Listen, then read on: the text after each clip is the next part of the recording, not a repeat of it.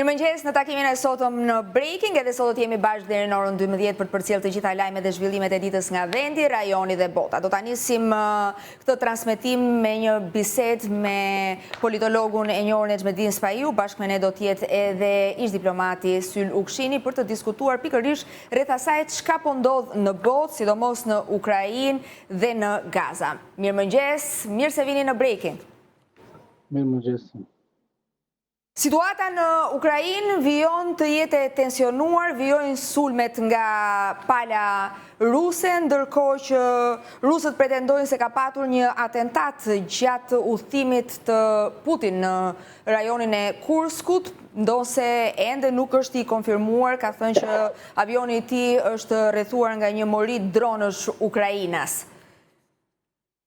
Zoti Spahiu, janë pretekste për të mos mbërritur tek një armë pushim? Po tregohet, le të themi, tek anjoz Putin në një farë mënyre? Tani është tepër e vështirë, domethënë të dimë se çfarë është pretekst dhe çfarë është reale për shkak të se informacioni vjen hibrid, domethënë ka shumë informacione të rremën nga të dy palët në mënyrë për ta fituar jo vetëm luftën në terren, po dhe luftën psikologjike, atë luftën hibride që është shumë e rëndësishme në këtë rast.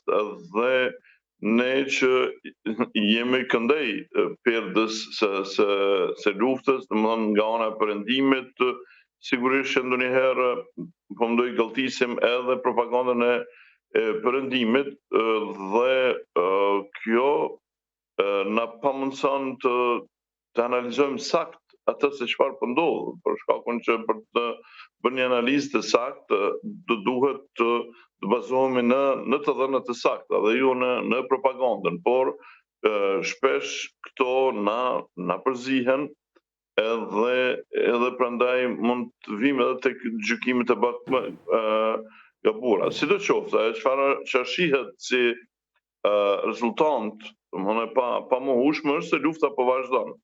Se nëse njëra palë ose tjetra, se do të qoftë, prapë se prapë nuk kemi një dakordim posaçëri për këmbimin e robërve të luftës, që ishte një sukses i madh i Turqisë ndërmjetësuese, gjërat e tjera nuk po shkojnë vaj, madje as përpjekjet e presidentit Trump, i cili besonte në aftësinë e tij për ta ndërprerë këtë luftë, kjo nuk po ndodh për shumë arsye, thjesht për shkakun që për ndërprerjet e luftës ai përpiqet të bënte presion palës më të dobët dhe kësaj ta ndërprerë luftën, por evropianët, në radhë të parë anglezët dhe të tjerët, dhe francezët, nuk u pajtuan që kjo të ndodh, duke i dhënë përkrahje Ukrainës. Por tani përkrahja Ukrainës është duke kur shmangën amerikanët është më vogël, dhe kjo si duket në vend që të jep shtys për paqen, në një mënyrë po jep shtys për një nxitje më të tjeshme të luftës, për shkakun që Rusia po sheh një situatë shumë më të favorshme për ta vazhduar atë. Qartë. Zoti Ukshini, e ka konsideruar të çmendur presidentin Putin, Donald Trump? Putin është çmendur plotësisht. Me sa duket nuk kanë arritur ta gjejnë gjuhën e përbashkët. Putin nuk është çmendur, por domethënë ai ka ambicet e panslaviste, domethënë që don të shfrytëzojnë në kontekstin e ri gjeopolitik dhe megjithatë metodologjia që ka ndërtuar domethënë edhe në Ukrainën lindore, edhe te Krimea është ajo si heiterit në vitin 1937 kur e përshtan pjesën e Sudetëve, domethënë Çekisë, me pretekstin për ta mbrojtur particën gjermane. Domethënë sepse gjithherë gjendet. Po unë po e plotësoj aty ku e la Nexhi, edhe në atë debatin e ashpër që ka pas Zelenski që u kritikuan në shtëpinë e bardhë, më thënë drejtën intimisht e kam besu narracionin e Zelenski që Putin po gënjen, sepse ndoshta duke pas në një përvoj me këtë metodologji politike në ish Jugosllavi me serbët të cilët në fakt vetëm kopje e bëjnë politikën ruse, është ditë që Rusia nuk ka hyrë për të dalë aq kollaj dhe pa dalë pa me një profet. Dhe ideja që faji është e Zelenski, jo të Putinit, domethënë nuk qëndronte dhe në fakt të po që kjo luftë është pak më e komplikuar dhe në fundit Putini po do me testu perëndimin deri sa qëndron në mënyrë që për me realizu synimet e tija. Dhe nëse perëndimi tregohet i dobët, sigurisht që Putini ka ambicie akoma tjera, jo vetëm ndaj Ukrainës. Dhe unë mendoj që perëndimi u tregua i njëjtë si në vitin 1937 në Myni me Hitlerin, kur nuk u bë shumë i shqetësuar me rastin e Krimes. U mendua që po e merr Krimen dhe këtu po përfundon epizodi. Ndërkohë që duket se Oleksi i Putin sa vjen e shtohet. Sigurisht që po, dhe ai vjen domethënë nga KGB-ja, është një njeri domethënë që e një edhe prapaskenën edhe të propagandës, i një edhe dobësitë e perëndimit dhe mbi gjitha ka dalë ajo teoria e Trumpit që ju po bëni biznes me Putinin dhe kujtej shumë mirë edhe nga memët të Ministrinë e Jashtme që bë në mandatin e parë kur ka qenë Putini, ai ka qenë kritik ndaj gjermanëve për biznesin që kanë bërë me gazin me Putinin dhe tani së fundit dy gazetarë gjermanë kanë bërë një libër që tregtia ose luftën e ka pagu Gjermania duke bërë gaz. Por tash të shohmi deri në çfarë mase po shkon, sepse bëri përshtypje këtë ditë një krahasim si është mundur një Kore Veriore që themi ne është raskapitur edhe në kuptimin ekonomik, ta ndihmoj më shumë ushtarakisht Rusinë se sa krejt perëndimit që e ndihmon domethënë Ukrainën. Dhe ne kemi vënë re të paktën pavarësisht se ende Donald Trump nuk po arrin që të vendos paqe në Ukrainë ashtu siç kishte premtuar gjatë fushatës së tij elektorale, të paktën ka bërë diçka tjetër, ka zgjuar Europën. Apo jo, zoti Spaiu? Po, në vijim të asaj që sapo tha zoti Ukshini.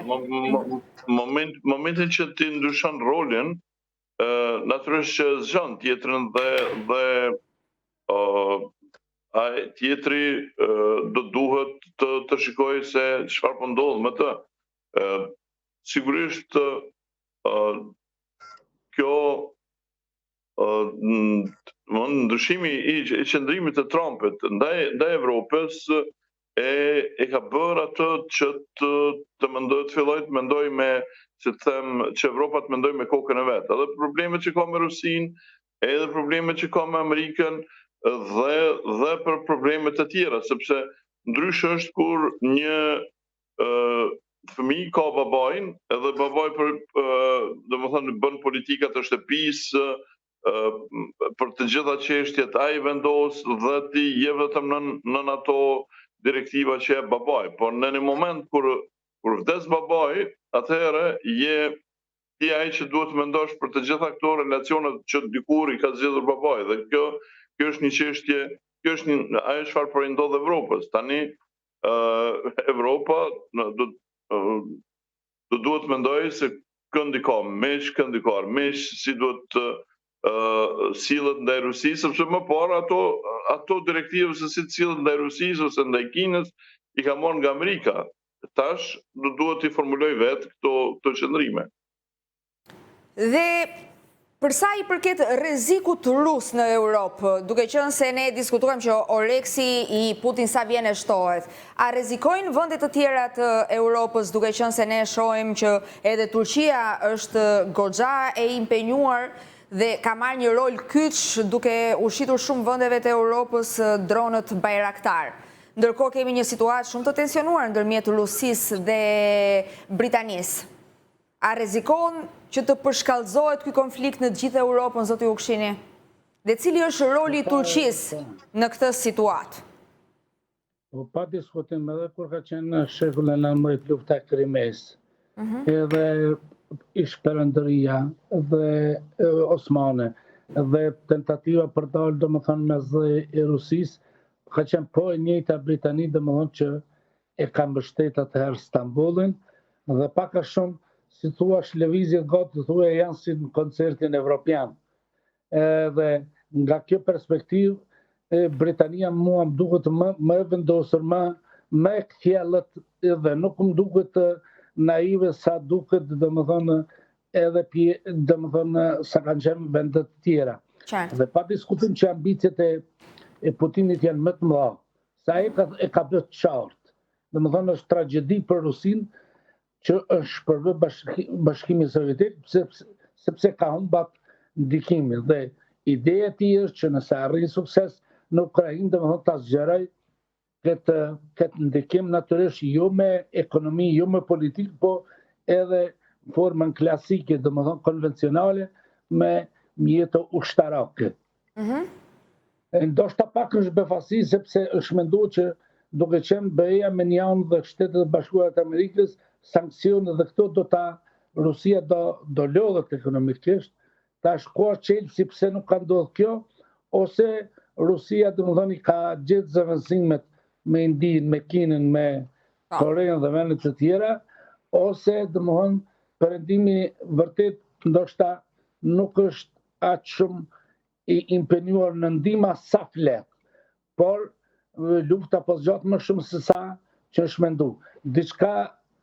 Diçka që e ka vulos kjo luftë megjithatë, e ka vulos rendin e ri dhe bota më nuk do të jetë si ka qenë bota e pas murit të Berlinit. Aja bota liberale dhe po ndryshon.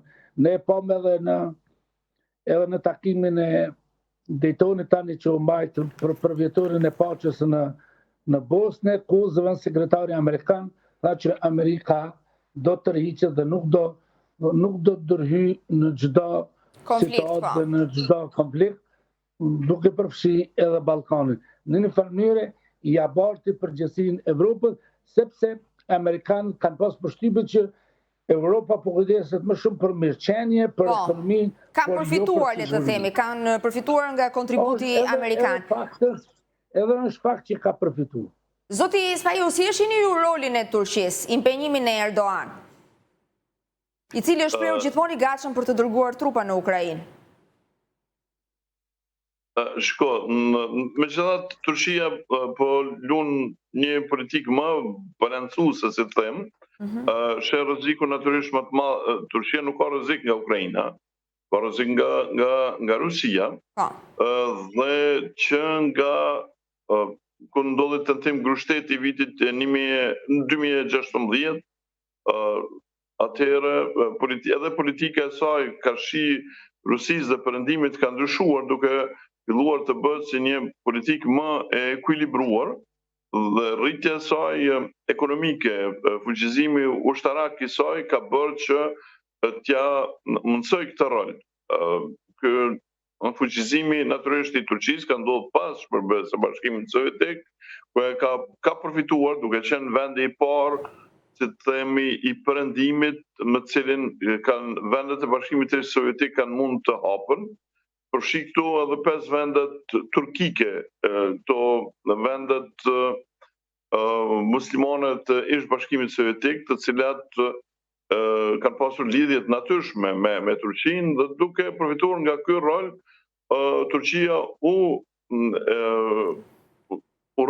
fuqizua.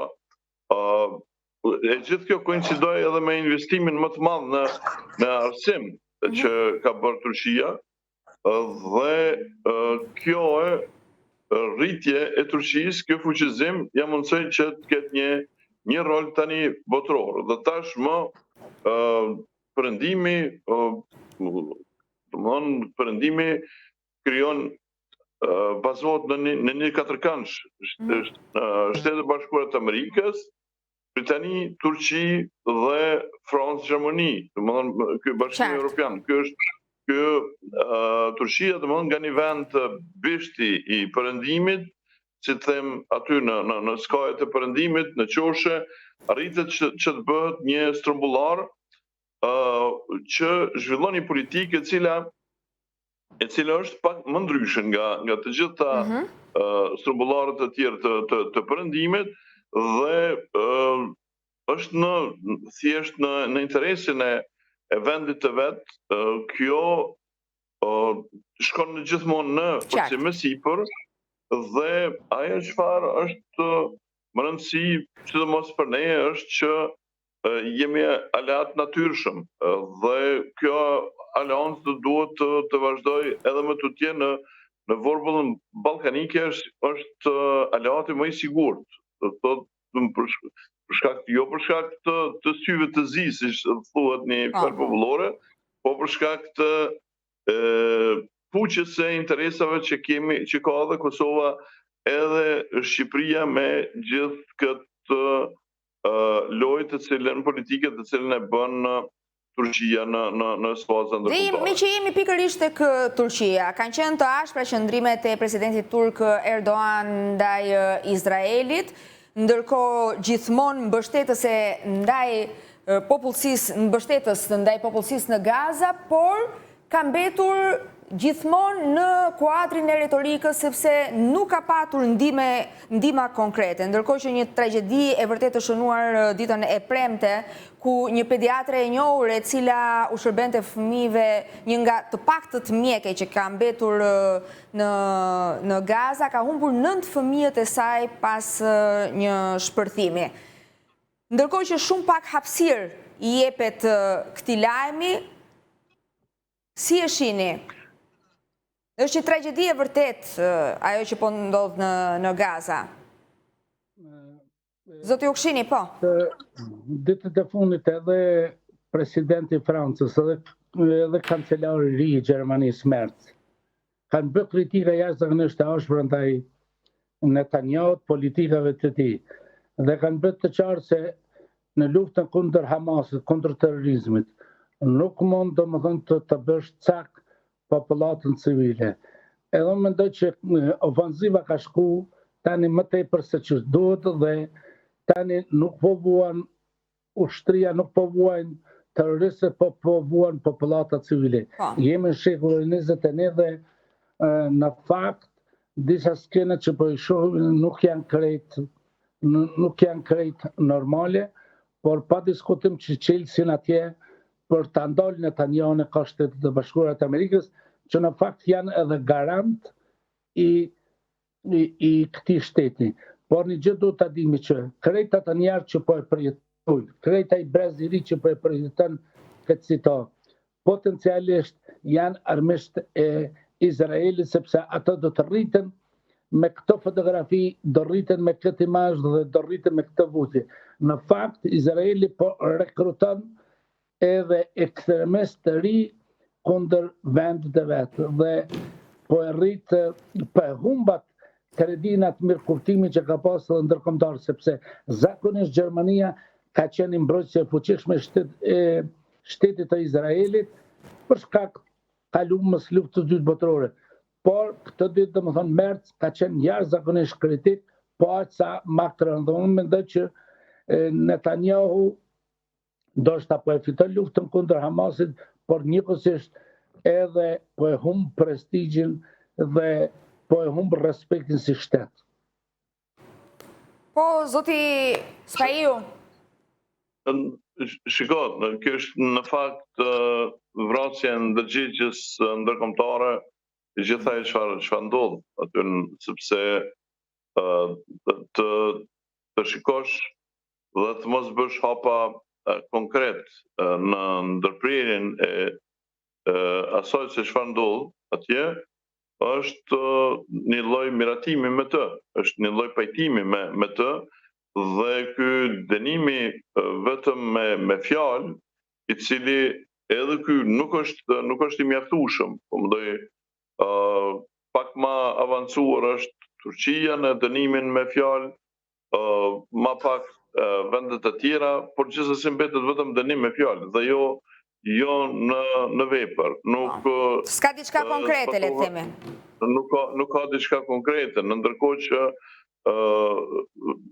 për krahasit qenë pjesëmarrës në gjithë të katrahur që ndodh në Gazë, nuk është veç Izraeli.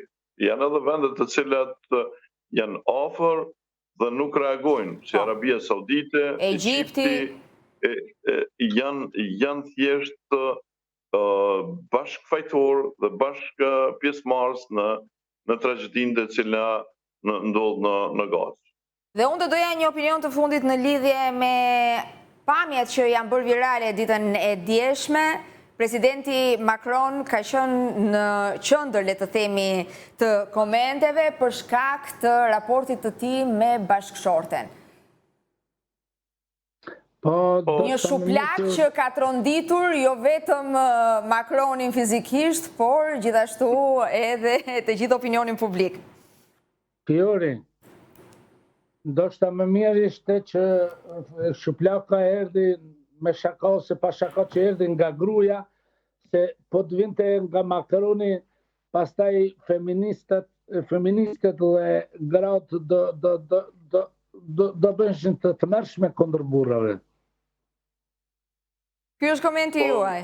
Gjithsesi dhuna mbetet të dhunë në çdo rast, ë? Po, patjetër, po domethënë kjo është një situatë ku tani duhet të ndryshojë edhe qëndrimi gjithmonë kur kemi folur për barazinë gjinore, për dhunën, gjinore është menduar në dhunën ndaj grave. Dhe tani është një situatë ku duhet të riformulohet kjo gjë, sepse nuk po ndodh vetëm dhuna e burrave ndaj grave, po ndodh tash edhe dhuna e grave ndaj burrave, dhe unë këtë e kam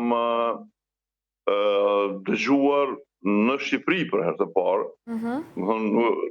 Sigurisht që ka ndodhur më parë edhe diku në vende tjera të botës, por në Shqipëri për herë të parë i kam hasur me këtë, me dhunën e grave ndaj burrave. Me këtë fenomen, le të themi.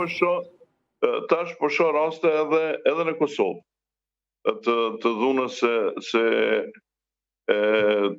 grave ndaj burrave. Po. Kështu që është tani kjo çfarë ka ndodhur mes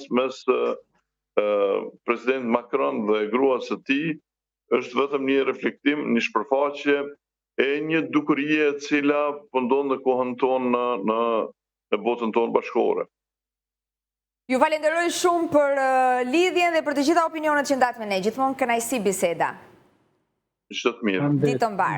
Ditë mbar, do të kalojmë në publicitet, rikthehemi pas pak.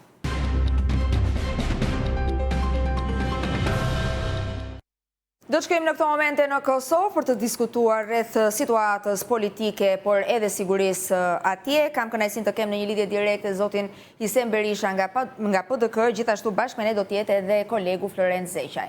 Përshëndetje, kënaqësi t'ju kem në breaking.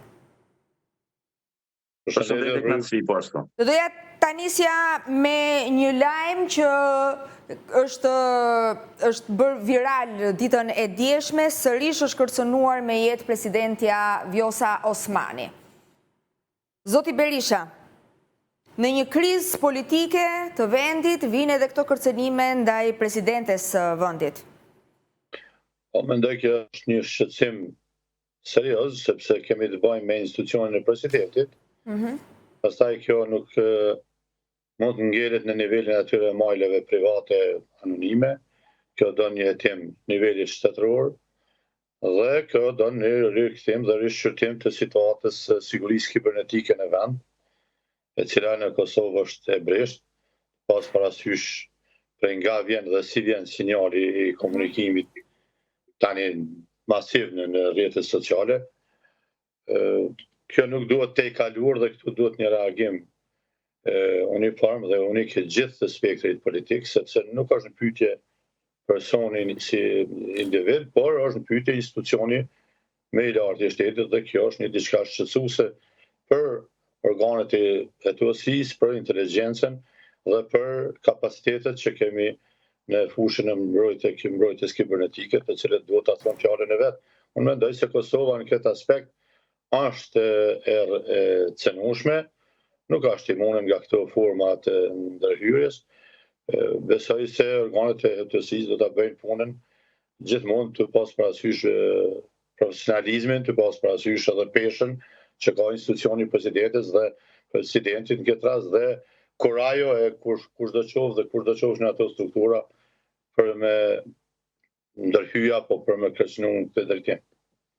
Florent, është shtuar mbrojtja ndaj presidentes pas këtyre kërcënimeve?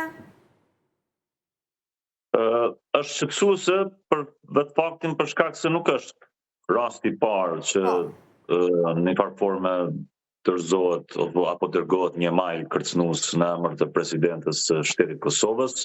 Sa kam informacione, mekanizmat e shtetit sigurisë në vazhdimsi janë në detyrën edhe në përgjegjësinë e tyre që ju takon për të mbrojtur interesin e figurave të shtetit të Republikës së Kosovës, qoftë presidentin apo kryeministrin, për shkak se Fjori nuk duhet harrojmë një fakt, Ballkani, po përgjithësi edhe Kosova tash e sa kohë është një farë forme në presionin e ndikimit edhe luftrave hibride, duke ditur edhe situatën polarizuese në këtë kuptimin, po flas politik që është e thellë në Kosovë, po jo vetëm Kosovë, kem situatën një farë forme jo të qetë edhe në Serbi, po ashtu edhe në Maqedoni, edhe në Malzi, një farë forme Ballkani është i trazuar sa i përket tendencave për ta destabilizuar.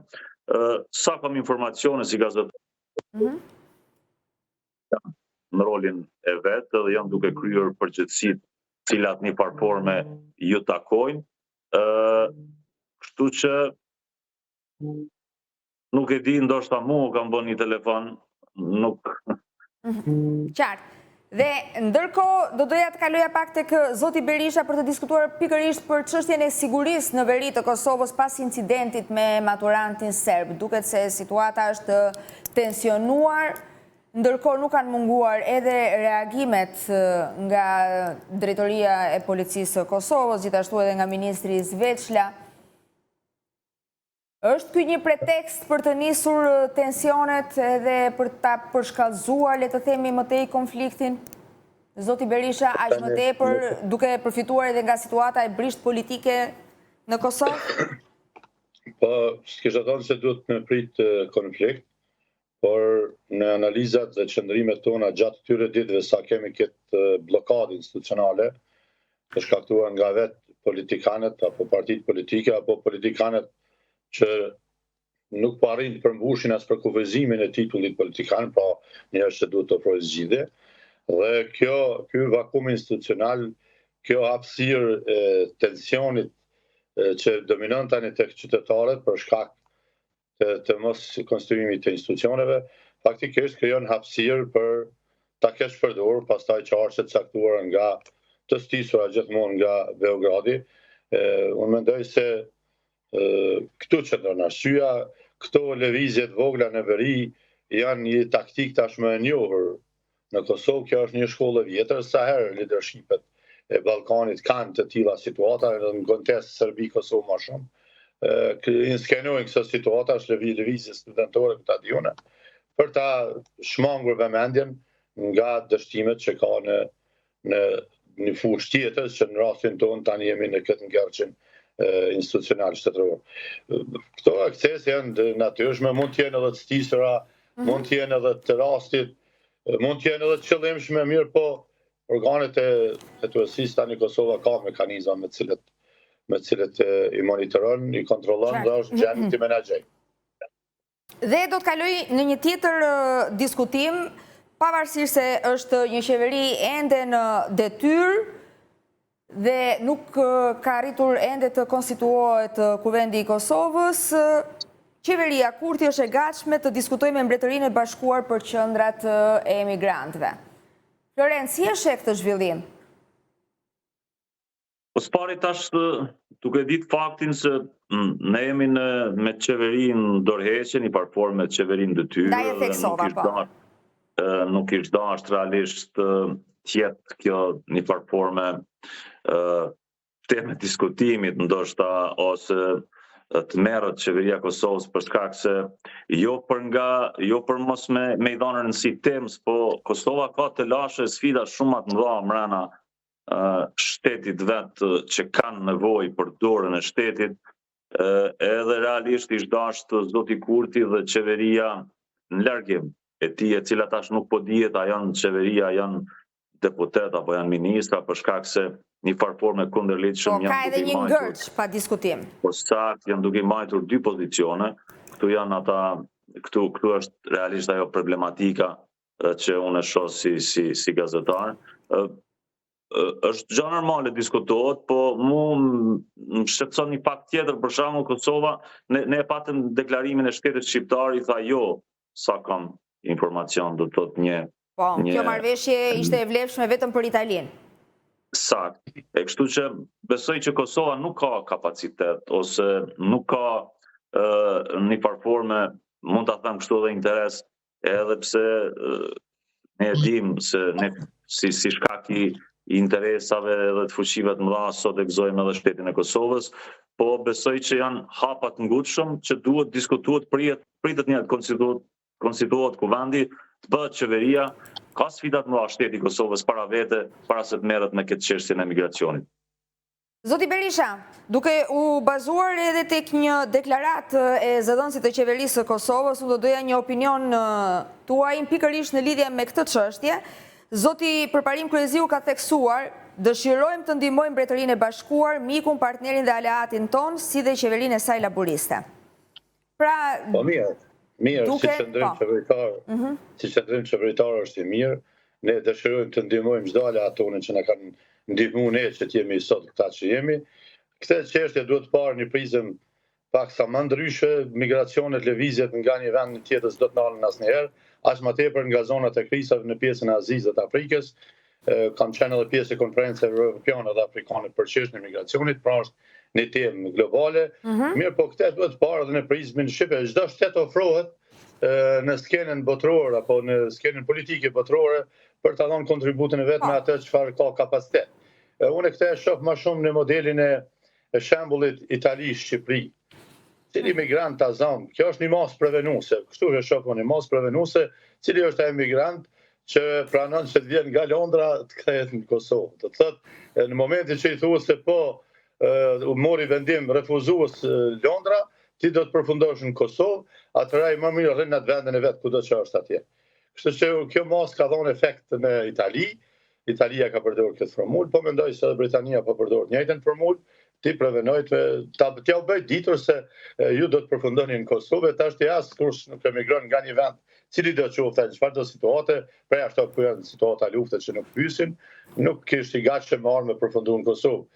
Këtë efekt do ta ketë Kosova, nuk i ka gjithë ato kapacitete, po megjithatë në aspektin simbolik mundet me pranue me migrantë në një marrëveshje ndërshtetërore. Mirë, po ata nuk mund të qëndrojnë në Kosovë, do të jenë tranzit. Unë mendoj se ka më shumë nëse përfitohet diçka, siç ishte rasti me të burgosur nga Danimarka, në aspektin e investimit në infrastrukturë, tani po flas jo atë për siguri, po tani në pranimin e refugjatëve e tjera, edhe mund të ketë një marrëveshje, por unë nuk shoh përfitime që përmirësojnë infrastrukturën apo ekonominë apo zhvillimin vend. Kjo është më shumë te aspekti teknik diplomatik. Dhe besoj do ta ketë efektin të gjithë migrantët që mund të kapën ose refuzohen në Londër, përfundojnë në Kosovë, besoj se kanë atë gatishmëri dhe do të shohin rrugë për me emigruar në shtete të tjera. Dhe do të kalojmë pak tek situata politike. Florent, sot do të zhvillohet seanca e radhës për konstituimin e parlamentit të Kosovës, ka dështuar 21 herë, ndërkohë që më 1 maj është propozuar që të ketë një votim të fshehtë. Kush janë ata deputet, le të themi, që do të dalin nga radhët e partive të tyre dhe mund ta votojnë Albulena Axhiu në mënyrë të fshehtë?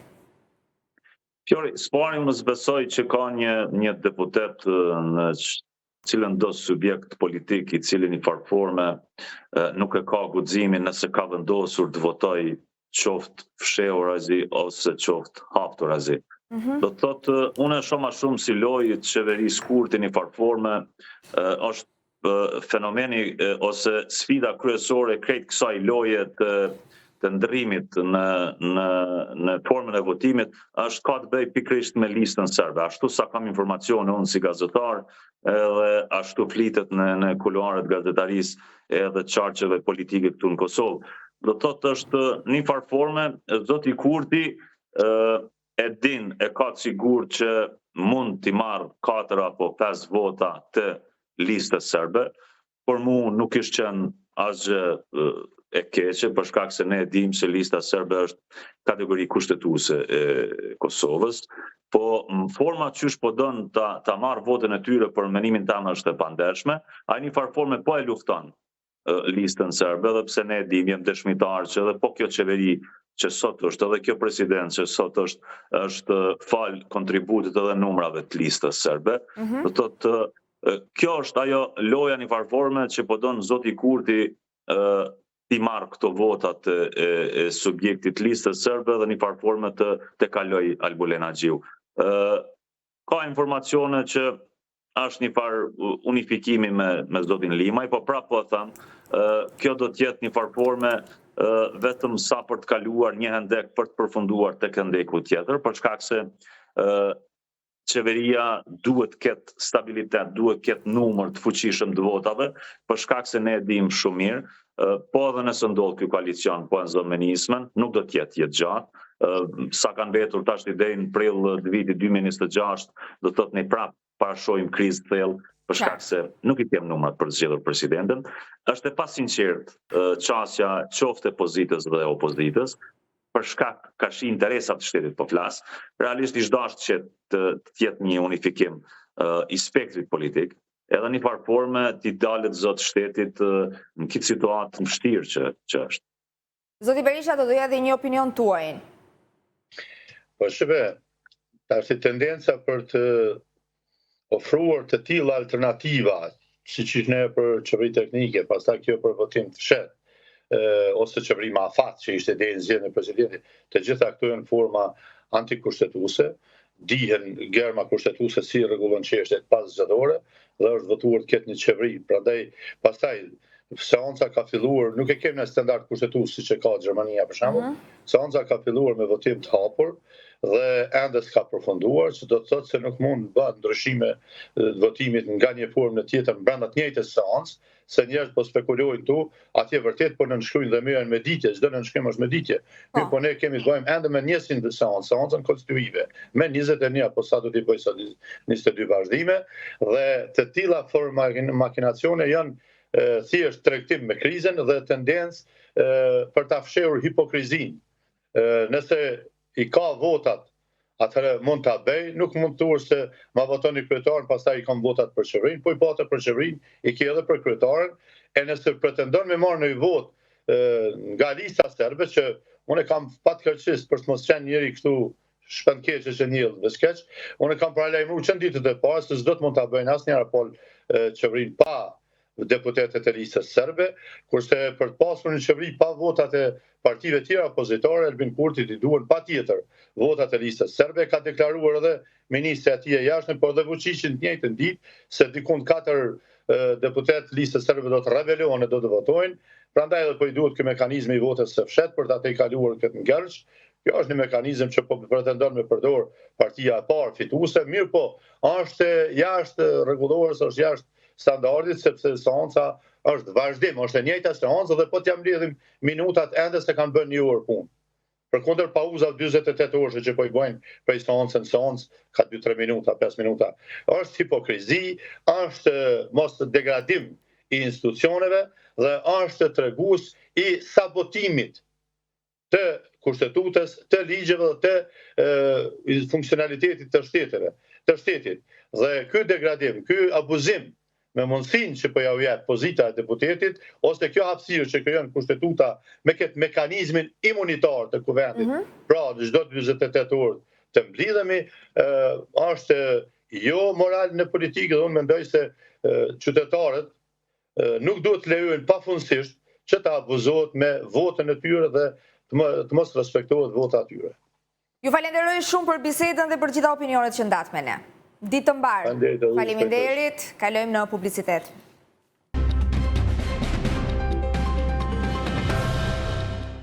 Jemi rikthyer në breaking, ngjarjet e aktualitetit, gjithashtu edhe aktiviteti i SPAK do të jetë në fokus të bisedës që kam kënaqësinë të zhvilloj me kolegen Aida Topalli. Përshëndetje Aida, mirë se vjen në breaking. Bashkë me ne në studio është edhe avokati Ervin Karanxha. Përshëndetje, kënaqësi t'ju kem në breaking. Do ta nisim Aid bisedën me një lajm që ne kemi komentuar gjatë, një ngjarje që ka tonditur gjithë opinionin publik një vit më parë. E kam fjalën për tragjedinë me 4 të mbytur në Bunë, ku Alma Arazi vendosi që t'i jap fund jetës duke marrë me vete edhe 3 fëmijët e saj. Është dënuar bashkëshorti i Alma Arazi. Po, në fakt, i vetmi person që prokuroria dhe gjykata e Shkodrës bënin përgjegjës për shkaktimin e vetvrasjes Alma Arazit së bashku me 3 fëmijët e saj, pak më shumë se një vit më parë. Gjykata e Shkodrës ka vendosur një ditë më parë dënimin me 6 vite burg në fakt të Ergjys Arazit dhe dënimi i cili është përkthyer në 4 vite për shkak të gjykimit të shkurtuar. Janë 2 veprat penale për të cilat akuzohet. Së pari është dhuna në familje, pasi ka të dhëna për prokurorinë dhe për gjykatën që kanë bindur gjykatën që Ergjys Arazi kishte edhe bënte edhe dhunë fizike ndaj bashkëshortes, por më së shumti dhunë psikologjike që e dërguan këtë të fundit drejt vetvrasjes, ashtu sikurse edhe më herët e motra në një intervistë të dhënë për Top News tregoi se si lidhja paralele që kishte krijuar kishte dërguar në rëndesën psikologjike të motrës së saj e përpasoi mori edhe vendimin fatal, le të themi, duke u vetë mbytur së bashku me të 3 fëmijët, një nga ngjarjet më të rënda në fakt të ndodhura në Bunë së paku vitet e fundit. Avokat, si e keni parë ju këtë ngjarje? Dhe prisnit dënimin e bashkëshortit të viktimës Alma Arazi? Vendimin, si që shpjegoi dhe gazetare, e jep gjykata. Mendoj që gjykata ka caktuar një vendim të drejtë, duke pasur parasysh individualizimin e dënimit, që kuptojmë dhe marzhet që parashikon dispozita penale në rastin konkret. Neni 99 i Kodit Penal i shkaktimit vetvrasjes parashikon një dënim nga 3 deri në 7 vjet burgim. Gjykata e ka dënuar 6 vjet dhe dispozita procedurale është për shkak të llojit të gjykimit. Gjykimi i posaçëm gjithmonë kur aplikohet ulet 1/3 e dënimit. Pra, fakti që është dënuar nga organet gjyqësore tregon që ky person është fajtor për veprën penale që ka shkruar dhe që ka kryer. Dhe konkretisht, domethënë, shkaktimi i vetvrasjes kemi të bëjmë me një keqtrajtim sistematik që i bën bashkëshorti ose edhe e kundërta. Mund ndodhë që edhe një grua keqtrajton burrin dhe ai shkon në vetvrasje. Dhe mendoj që masa e dënimit edhe nga gjykata e Shkodrës dhe e cila është ndjekur nga prokuroria e Shkodrës është një masë e pranueshme dhe e bazuar në ligj. Dispozita e cila, në fakt, duket se dhe ka ndryshuar, siç dhe po e shikonte avokati Vini më herët, sepse çfarë ka ndodhur? Më herët vetvrasja, nuk e di nëse ma konfirmon këtë pjesë apo jo, ishin çështje të cilat mbylleshin aty për aty. Pra, është vetvrarë edhe vetëm kaq, pa hyrë dhe pa depërtuar më tej se çfarë e shtyu këtë person të shkonte drejt vetvrasjes, domethënë pse u rëndua psikologjikisht. Pra ishte vrasja apo këtë vendim drastik dhe duke qenë se shpesh në vetvrasje kishte një ndikim të personave të tretë, u rëndua edhe dispozita dhe shpesh janë vepra të cilat hetohen në detaje nga policia dhe prokuroria e më pas kemi edhe të dënuar për këto vepra penale. Janë disa gra së paku vitin e kaluar të cilat shkuan drejt vetvrasjes pikërisht të shtyra nga dhuna e vazhdueshme psikologjike dhe fizike e bashkëshortëve të tyre. Dhe në fakt do të ishte një dispozit që pse të mos rishikohet edhe pak më shumë. Aq më tepër kjo ngjarje mori për masa të jashtëzakonshme për faktin që nuk humbi jetën vetëm Alma Arazi, por edhe 3 fëmijët e mitur. Ishte një ngjarje vërtet tragjike që, siç e thash edhe në fillim, ka shokuar gjithë opinionin publik. Do të kalojmë tek një tjetër atentat ndaj Ermir Detjas. 4 reja kanë dalë disa pamje nga momenti kur atentatori hyn në shkallën ka kryer më pas edhe ekzekutimin. Çfarë dihet deri tani? Së paku është shpallur në kërkim një person maroken, i cili ka sjell automjetin tip Seat në portin e Durrësit nga shteti italian, automjeti i cili dyshohet, të paktën nga pamjet filmike që janë kthyer nga grupi hetimor, të jetë përdorur nga ekzekutorët për të vrarë Ermir Detjan. autori apo të paktën ky personi dyshuar që ka sjellë automjetin është larguar më pas përmes Rinasit drejt shtetit italian.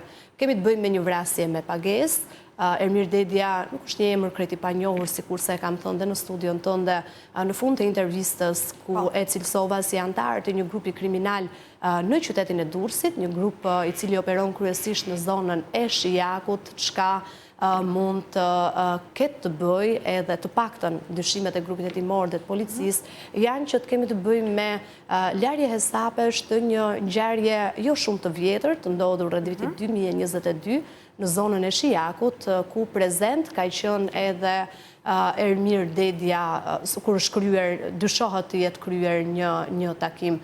Mbetet për të parë se a do të prodhoj apo jo ky takim i organizuar vrasje të tjera apo hakmarrje të tjera në vazhdën në ditët në vazhdim apo në vitet në vazhdim. Avokat, gjithmonë më e vështirë, ju keni qenë dhe prokuror dhe e njihni mirë këto çështje, bëhet zbulimi, le të themi, dhe zbardhja e plotë e këtyre ngjarjeve. Tashmë duket sikur ne po importojmë në Shqipëri, importojnë vrasës me pagesë. Na ka ndodhur që ta diskutojmë edhe për raste të tjera, ndërkohë që edhe diçka është një maroken. Po, është hera e parë që vjen një automjet nga jashtë për të kryer një vrasje. Zakonisht automjetet vidhen brenda vendit, ndryshojnë targat e më pas ligjen, është një skemë e njohur. Përdoren, por në këtë rast ka ardhur një automjet nga jashtë. Kemi të bëjmë me një ngjarje të mirë menduar atëherë. Një atentat të mirë menduar. Vepra penale, fati që viktima është ruetur, fati që makina ka ardhur nga jashtëtetit, nga shtetas tuaj,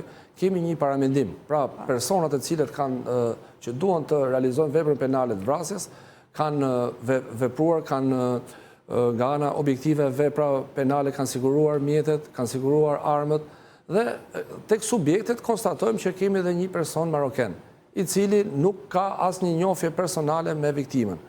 Është një i paguar. Po pra, prandaj po them mund të jetë i paguar, mund të jetë pjesë e grupeve, kjo është pjesë e hetimit. S'mund dalim me një, domethënë mund të jetë një version hetimor, por s'mund të jetë përfundimtar. Shohim një ndërkombëtarizim të krimit, domethënë jo vetëm në fushën e narkotikëve, por edhe në krimet ndaj personit.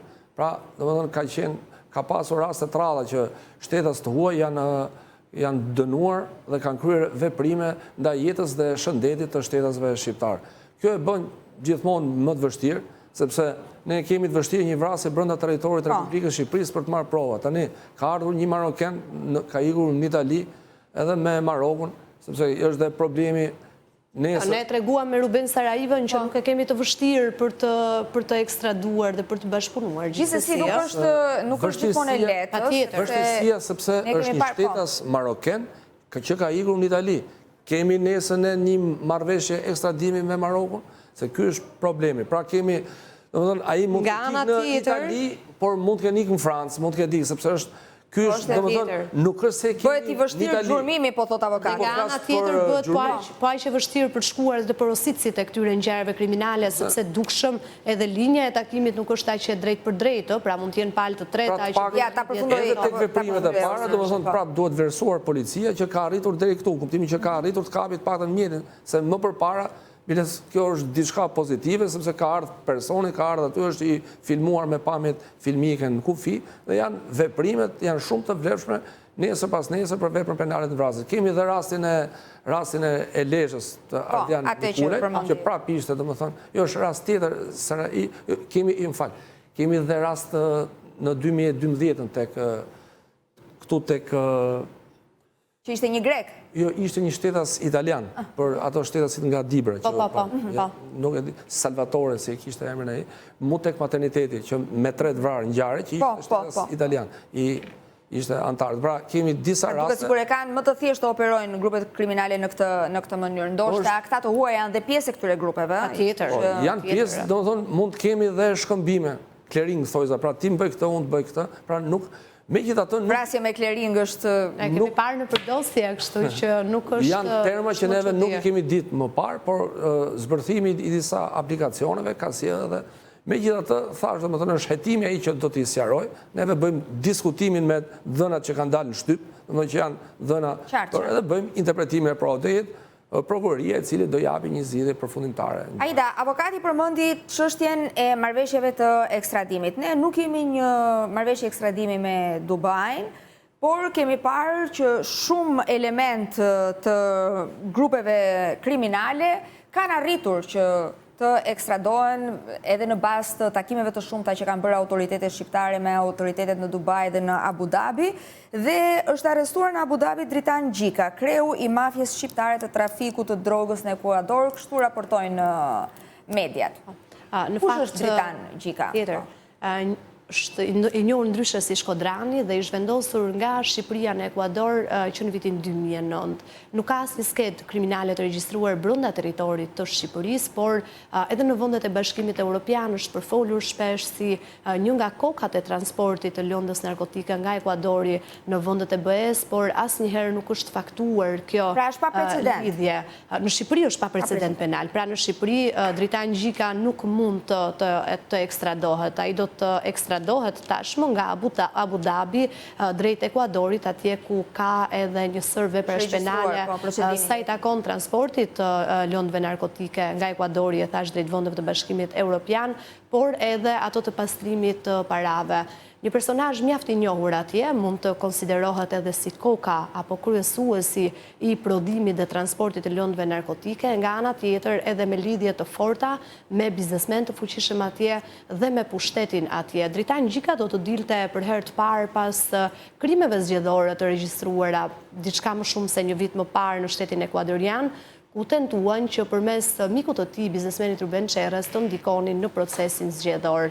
Ruben Çerrez ishte edhe një i afërt i presidentit ekuadorian, i vrar rreth një vit më parë, dhe kështu që duke krijuar një lloj misteri, le të themi, edhe në zbardhjen dhe në ndikimin që këta të fundit kishin në zgjedhje. Nga viti 2024 deri në ditën që u arrestua në Abu Dhabi, Dritan Gjika vazhdonte të ishte i shpallur në kërkim për veprat penale që si përcitova dhe tashmë në Ekuador, dhe tashmë kanë filluar edhe procedurat e ekstradimit për t'ia dorëzuar Ekuadorit Dritan Gjikën, këtë personazh që arriti të paktën për një dekadë t'i fshihej drejtësisë dhe të mos kishte të dhëna të regjistruara për këtë të fundit. Jemi duke parë që Abu Dhabi, pra Dubai dhe Emiratet e Bashkuara janë duke i vijuar marrëveshjet e ekstradimit, qoftë edhe në rrugë policore, sepse po bëhen përmes Interpolit, me shumicën e vendeve të botës, pasi këto janë personazhe të cilët shkaktojnë një lloj problematike dhe e zbehin atë qetësinë që Dubai ka.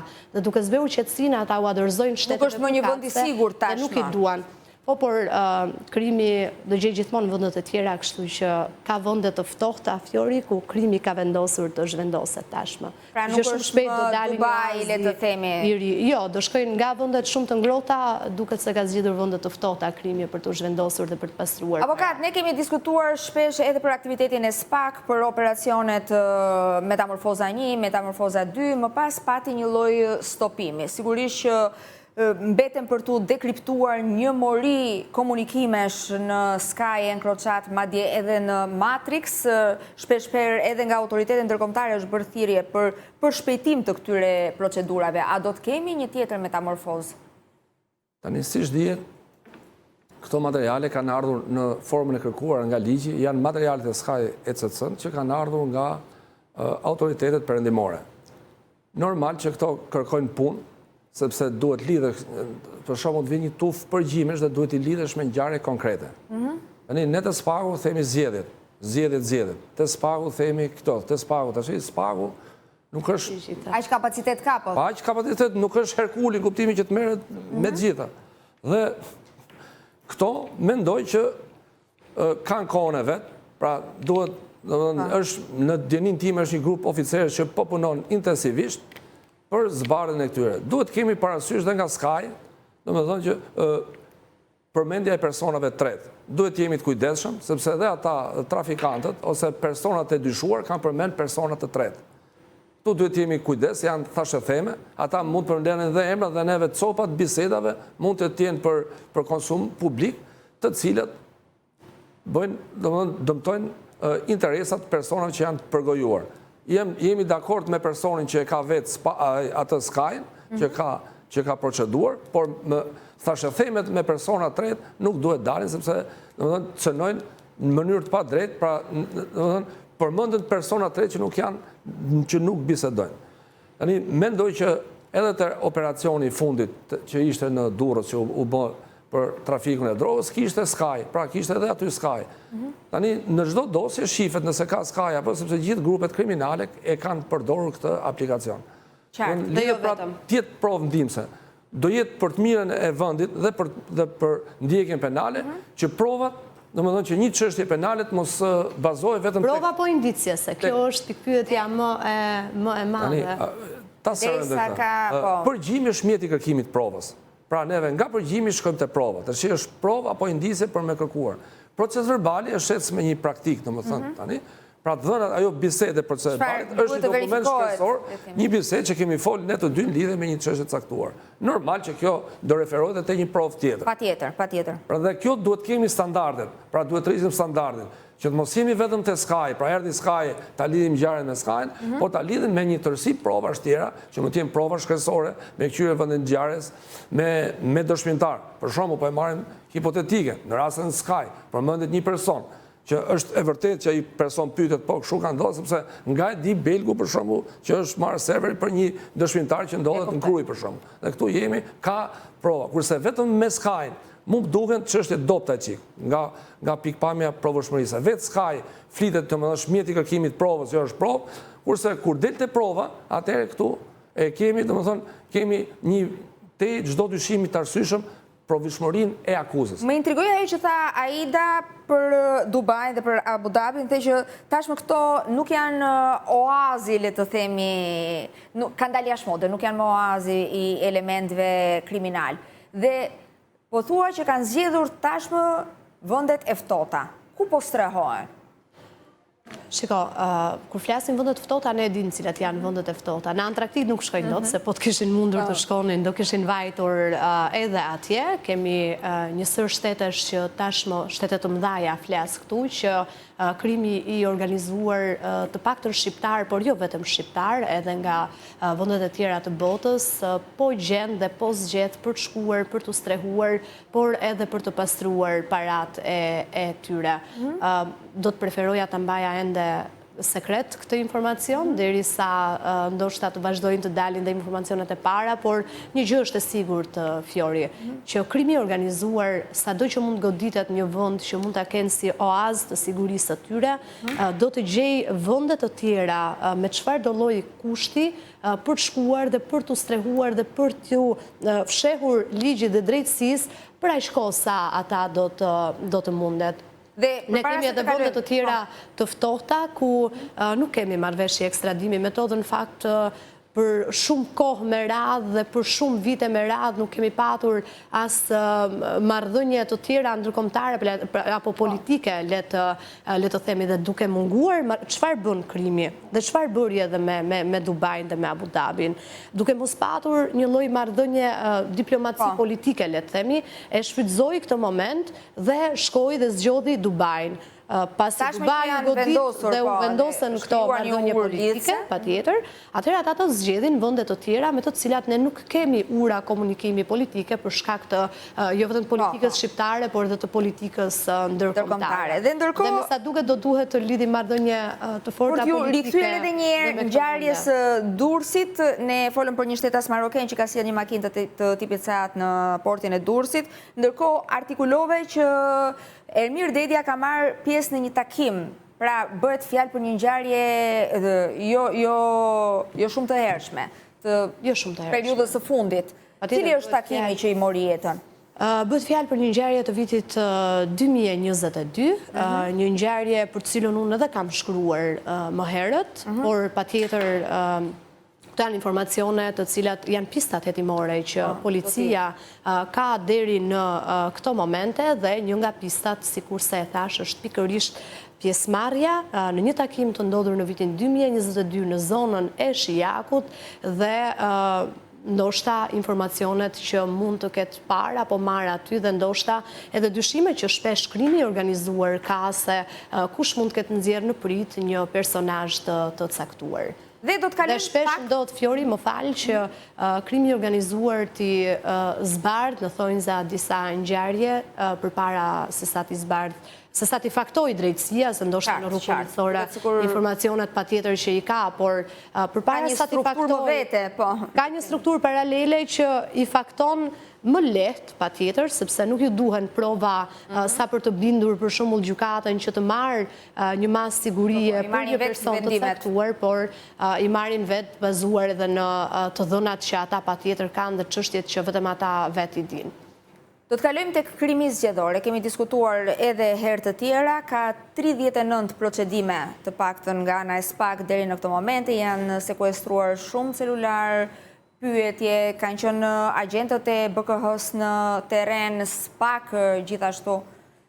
Ndërkohë dëgjuam edhe kryeministrin Rama ditën e djeshme që në fjalimin e tij përmendi edhe organet e drejtësisë. Është vërtet që janë disa procedime të regjistruara në SPAK dhe 39 nuk janë pak se bëhet fjalë për krim zgjedhor. Dhe kompetencën e SPAK duhet të kemi parasysh kompetencën e posaçme që bëhet fjalë për deputet, për ministra dhe zyrtar të nivelit lartë, numri 39-40 është shumë.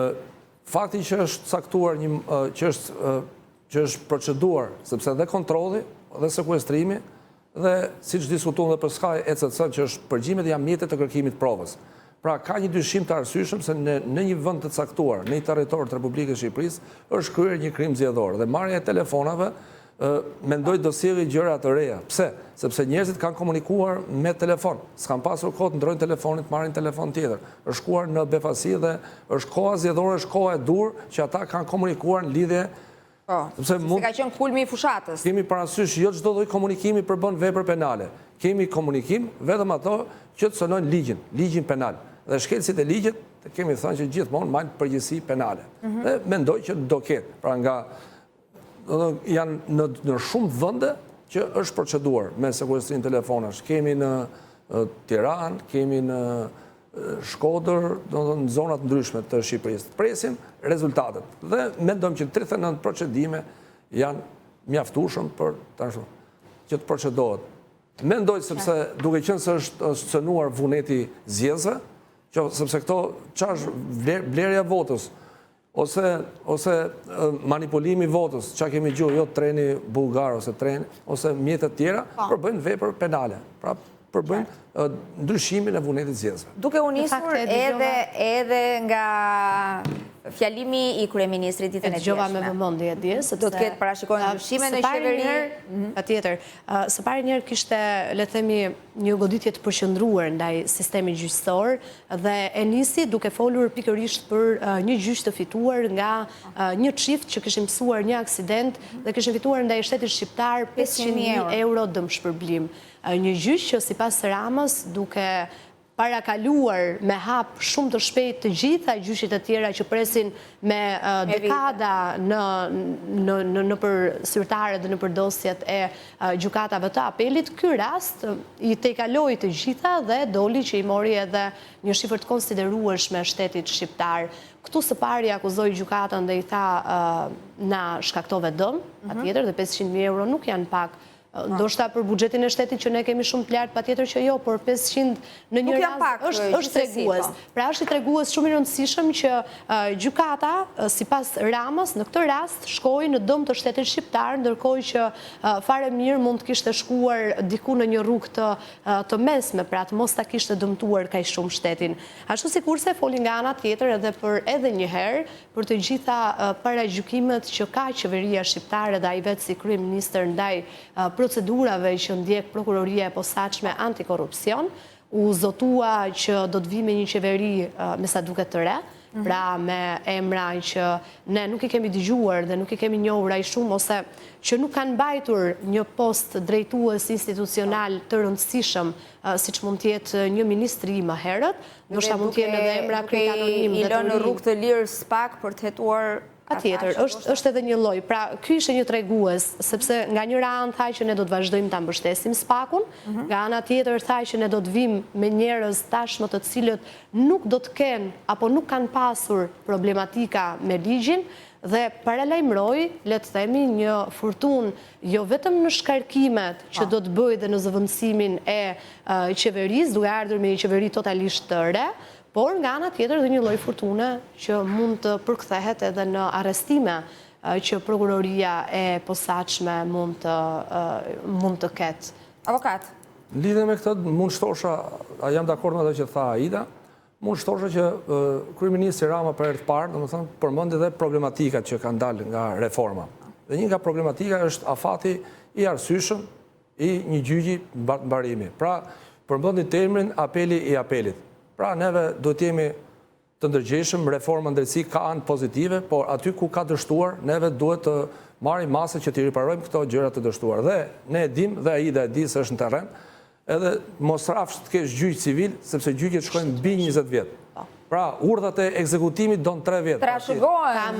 Trashëgohen, kam intervistuar unë njerëz të cilët kishin 29 vite që prisnin, pra që me ardhin e demokracisë. Dhe kjo është diçka e mirë që dokumentimi, sepse ka gjëra që shkojnë, neve duhet t'i themi, duhet ngrejmë zërin. Jo se është vepru gabim. Ka një gjë, Vini, më falë që po të ndërpres. Nga njëra anë, shqyqyr që u bë sebeb, duhet thënë këj 500.000 euro që i morën shtetit shqiptar, që t'i ktheni një herë syt për të parë se çfarë po ndodh me gjyqet e apelit dhe çfarë prodhoi në realitet kjo reforma në drejtësi dhe ky vettingu një ndryshim të madh, sepse është e pamundur fizikisht edhe ata që janë pjesë e gjyqësorit të pikërisht pres dhe këtë e prodhoi vettingu, reforma e re në drejtësi, duke shkarkuar një numër të lartë gjyqtarësh dhe prokurorësh. Dhe sa të avë do t'jenë magjistratët e rinj për t'i gjykuar të gjitha këto dosje pa dashur, pa diskutim të hyj apo të vënë pikpyetje aftësitë e tyre, por ndonjëherë ka të bëjë edhe eksperienca dhe patjetër që është shumë herë më e vështirë për një magjistrat të ri ta çojë deri në fund një dosje brenda një afati të caktuar për shkak të mungesës së eksperiencës, sa një gjyqtar i cili ka një eksperiencë me ndoshta me 2 dekada. Kështu që nga njëra anë u bë mirë që të paktën të vihet. Ka dhe diçka në kuadër që tha Ida. Një kuadër që ka, për shembull, që ka vite që është i formuar, pra shteti ka investuar për atë. Për shembull, një gjyqtar që ka qenë rreth, ka ardhur në Tiranë, i ka dhënë shtetit. Normal mund të ketë një gabim me pasurinë, nuk është një ashtu, por është e vështirë të prodhohet, sepse kujtoj thënien e një gjyqtari, nuk po ja përmend emrin, gjyqtarët bëjnë vendime që duan punë intelektuale. Gjyqtarët s'bëjnë pizza, pra e fut aty te furra, të bësh pizza. Edhe sa kemi 100.000 dosje, 100.000 pizza dhe kërkon kohë dhe formim profesional. Neve kemi hequr një pjesë të personave që janë që ka investuar shteti dhe kanë njohuri përkatëse. Është njësoj si të Top Channel të heqësh gjithë gazetarët dhe të marrësh njerëz nga, domethënë, njerëz sa kanë dalë nga shkolla. Edhe ato nuk i hym, njerëz të mirë janë, domethënë nuk i hym. Jo, është një lloj risku patjetër. Por eksperienca, për shembull, një emision ose një punë që e mbaron shpejt, sot ne kemi qytetarët, duhet gjejmë zgjidhje urgjente për qytetarët të cilët nuk marrin drejtësi. Pra, aksesi në drejtësi ka rënë, afati i arsyeshëm që të mbaroj një gjyq ka rënë, pra sot ti nuk merr më drejtësi. Sot ke frikë, e kam përmend dhe herë tjetër, ka frikë burri ndahet nga gruaja se 5 vjet. Po, bën fëmijën e dytë me gruan e dytë, fëmijën e tretë me gruan e tretë dhe do ta çështësh në apel familjari gruas. Edhe ti i detyron 20 vjet se po shkoj të çështësh në apel. Pra ne kjo po të kërcënon gruaja thotë do të çoj në apel, stop, i detyron sa lek do na vati ja vetëm mos më çon në apel. Në kuptimin që është situatë kaotike dhe duhet pranuar dhe edhe tragjikomike, është për tu vlerësuar që ne kemi parë blok raste, po. U desh ky rast që dalin. Pra, thash, shqyr që ndodhi ky rast që ju morën sa lek shtetit që ju përmendët, sidomos Aida, një furtunë, le të themi, të Ramës që mund të pasqyrohet edhe me veprimet e SPAK, tek ndaj veprimeve të SPAK.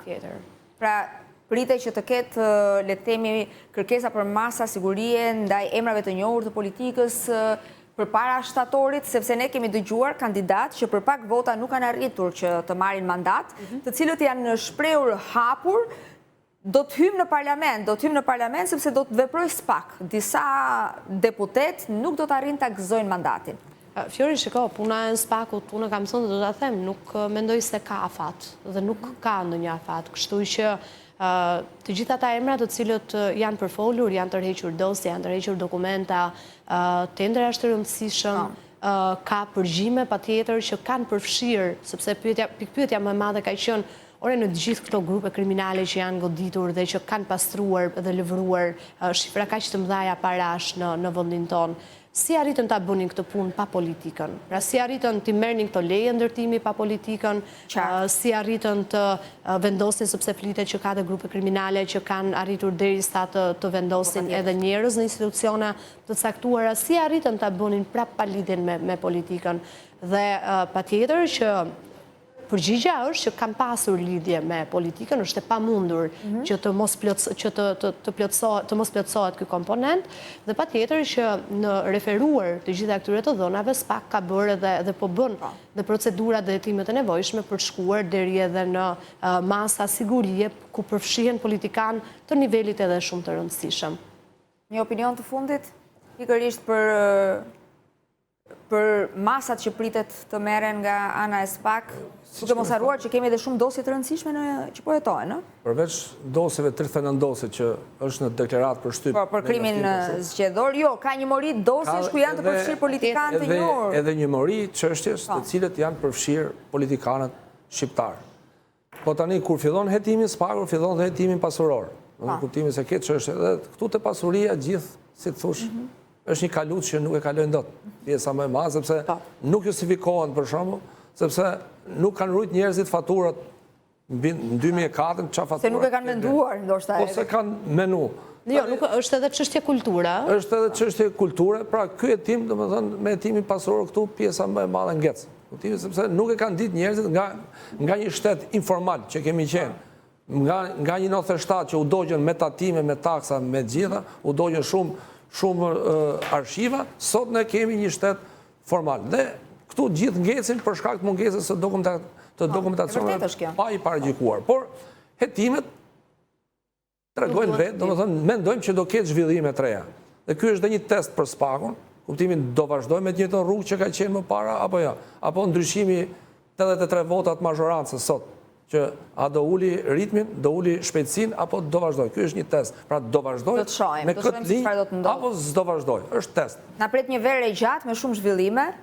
Nga, inshallah nuk do jetë nxehtë dhe nga temperaturat se. Është përvoluese, thonë që këtë vit do të jetë një verë vërtet vera. Atëherë i bie të jetë verë nxehtë edhe në kuadrin politik, po i bie dalin me gjethe. Ju falenderoj shumë për prezencën, për të gjitha detajet, informacionet dhe opinionet që ndatë me ne. Gjithmonë kënaqësi t'ju kem në Breaking. Dhe gjithmonë të mirëpritur. Do të kalojmë në një hapësirë publicitare, rikthehemi vetëm pas pak.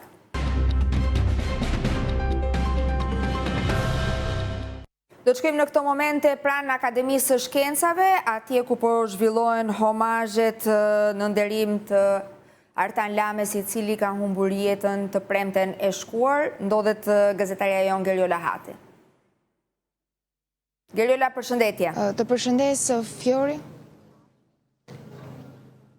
Të përshëndes janë të shumë të figurat, bashkëpunëtorët, miqtë dhe dashamirësit Artan Lames, të cilët sot janë ndalur pikërisht këtu në Akademinë e Shkencave për t'i dhënë lamtumirën e fundit dhe për ta përcjellë në banesën e fundit. Aktualisht është duke mbërritur kryetarja e Kuvendit, Elisa Spiropali, teksa vetëm pak minuta më parë në këto ambiente ndodhej Ministri i Ekonomisë, Kulturës dhe Inovacionit, zoti Blendi Gonxhe. Dikur kanë ndarë një detyrë mjaft të rëndësishme me Artan Lamen tek Bashkia e Tiranës, kanë qenë të dy nënkryetar të kësaj bashkie nga viti 2000 deri në vitin 2002 dhe sot shkroi disa kujtime në librin i cili ndodhet pikërisht në ambientet e jashtme të qendrës së botimit të enciklopedive në Akademinë e Shkencave, në ndërkohë që kanë qenë të shumta figurat politike, por edhe ato të studimit të historisë, të cilat janë ndalur pikërisht këtu në Akademinë e Shkencave për t'i dhënë lamtumirën e fundit Artan Lames. Pak minuta më parë kishim edhe ministrin e Mbrojtjes Piro Vëngu, i cili ndau disa kujtime të tij me Artan Lamen dhe foli sa i takon amanetit të tij për shtetëndërtimin edhe besimit të fortë që Shqipëria mund të ecte drejt përparimit edhe demokratizimit të plot. Po ashtu këtu kanë kanë qenë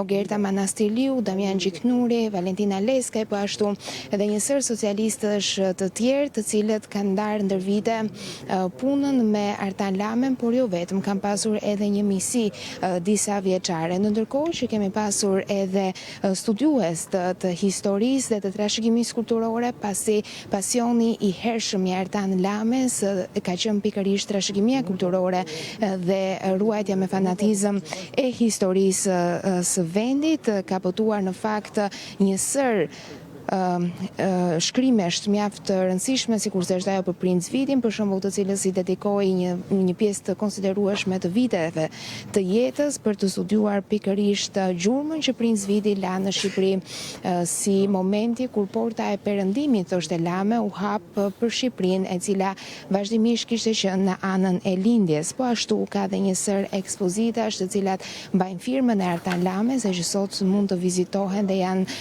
atraksion për cilin do qytetar që kërkon të mësoj më shumë rreth historisë, sikurse është ekspozita e flamujve shqiptare, ndodhur jo vetëm në Shqipëri, por gjithashtu dhe në Prishtinë, Tetov, Gjakov, e po ashtu edhe në qytetin e Korçës, ku ndodhet ekspozitat me rreth 50 flamuj të koleksionuara nga Artan Lame, dhe pikërisht ditën e sotme sipër arkivolit të tij është vendosur edhe flamuri i fundit, të cilin e koleksionoi dhe po mendonte që ta bënte pjesë të muzeut që mezi priste të çelte dyert për të gjithë vizitorët e për të gjithë ata të cilët janë të apasionuar pas historisë. Artan Lame ishte një publicist i rrallë, ka pasur shkrime të shumta që mbajnë firmën e tij. Ai solli në këto shkrime dhe fjalë të leksikut të gjuhës së vjetër shqiptare për të risjell në fokus edhe për të qenë më pranë lexuesve pikërisht këto fjalë të cilat duke se sot kanë dalë nga përdorimi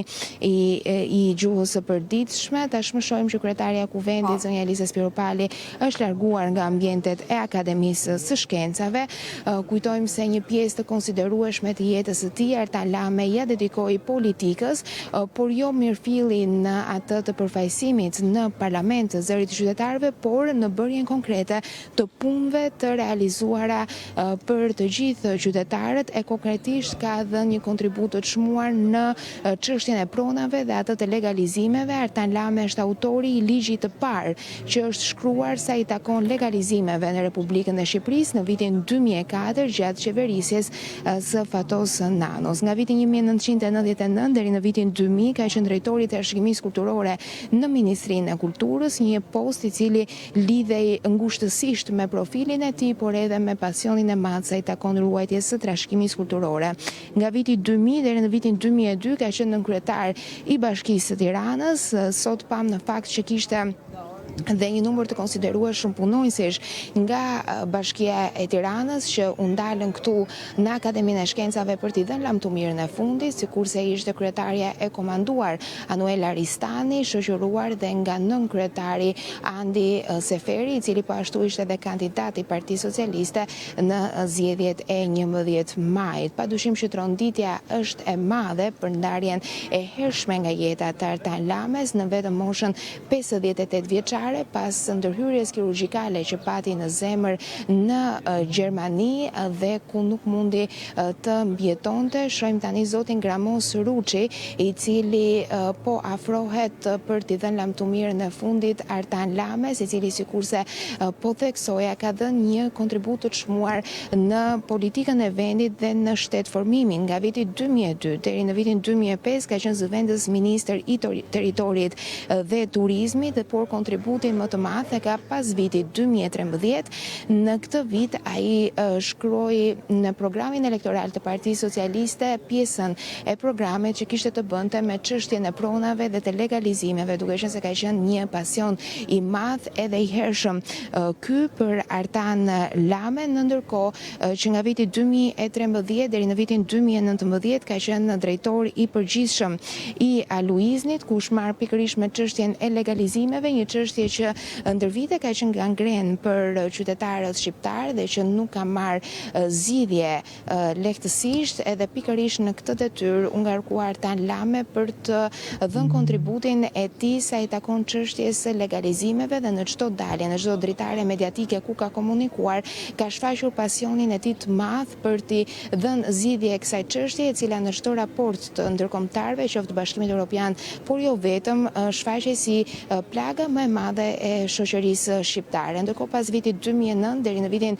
2023 ka qenë edhe drejtor i përgjithshëm i kadastrës, por në 2023 ju desh të largohej nga kjo detyrë pikërisht për shkak të komplikacioneve shëndetësore, të cilat nuk ishte hera e parë në fakt që shfaqeshin, pasi edhe në vitin 2016 Ertan Lame ka pasur komplikacione të mëdha shëndetësore, të cilat i kanë dhënë shenja rrezikshmërie dhe pikërisht pas kësaj eksperience ai ka ndarë në fakt me publikun disa shkrime mjaft interesante, sikurse theksova edhe më herët, ka qenë një publicist i rrallë dhe ka shkruar pikërisht për këtë eksperiencë, për frymëzimin që ka marrë, për të jetuar, për optimizmin që i përcolli njerëzve pas kësaj eksperience të vështirë shëndetësore. Dhe nëse sot do të risjellim fjalët e dhëna në disa dritare mediatike që i datojnë në vitin 2016, padyshim që janë mjaft shpresplot për cilin do që sot ndoshta ndihet i mërzitur apo i trishtuar për këtë ndarje të parakoshme nga jeta të Ertan Lames. Sot deri në orën 12 pritet që të vijojnë homazhet këtu në Akademinë e Shkencave, më pas do të ketë një fjalim lamtumire nga miku i tij ngushtë Artan Shkreli, me të cilin ka ndarë vite të konsiderueshme të jetës, ndërkohë që vijojnë të afrohen drejt këtij ambientit të pozicionuar këtu në Akademinë e Shkencave, miq edhe dashamirës së tij të ngushtë, u zgjodh pikërisht ky ambient për të simbolizuar edhe pasionin e tij më të madh të jetës, që ishte pikërisht studimi i historisë dhe trashëgimisë kulturore. Ka lënë pas një kontribut të çmuar, qoftë në koleksionimin e uniformave shqiptare ushtarake, po ashtu në koleksionimin e medaljeve shqiptare, por dhe ato të flamujve. Dhe duket se pikërisht në këtë prizëm ishte duke punuar edhe në ditët e fundit të jetës dhe nuk mundi që t'i shkojë deri në fund, por jam e bindur që të gjithë miqtë që ndodhen këtu dhe që janë të fushës të historisë dhe të trashëgimisë kulturore do e çojnë deri në fund pasionin e Ertan Lames për të ndërtuar muzeun për të cilin ishte duke punuar gjatë këtyre ditëve. Geriola, të falenderoj shumë. Faleminderit, ishim në Akademinë e Shkencave me gazetaren tonë Geriola Hate, atje ku po zhvillohen edhe homazhet në nderim të Ertan Lames, i cili u nda nga jeta vetëm pak ditë më parë në Gjermani. Do të shkëputemi për një hapësirë publicitare, rikthehemi pas pak.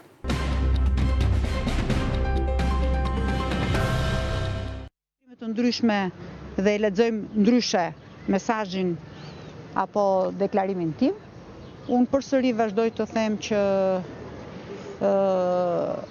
sado që të jetë e mundshme dhe e realizueshme, po themi, diskursi politik apo edhe ligjërata ime në pika dhe në presje, është tjetër e shkruar dhe është tjetër e dëgjuar. Megjithatë, ne jemi në një fazë të ballafaqimi. Pra, ne edhe mbasi mbaruam seancën në gjyq, vazhduam në ambientet e gjykatës, duke u... Cila ka qenë deklarata e bërë, cila ka qenë çështja dhe subjekti që është përmendur? Tani unë nuk e riprodhoj dot gjithë, por ka qenë një intervistë që kam bërë një pyetje të insistuar nga gazetarja Alba Alishani, ka qenë diku 23 prill. Keni ballafaqim me prokurorin sot i klasës? Unë kam një mikun tim Xhimi Lazri që para shumë kohësh ishte në një ballafaqim me dy shoqet e veta. Dhe në konflikt që ishim me njëri tjetrin, ju tha shoqë, marroni shpejt se prit 10 minuta kam një ballafaqim tjetër.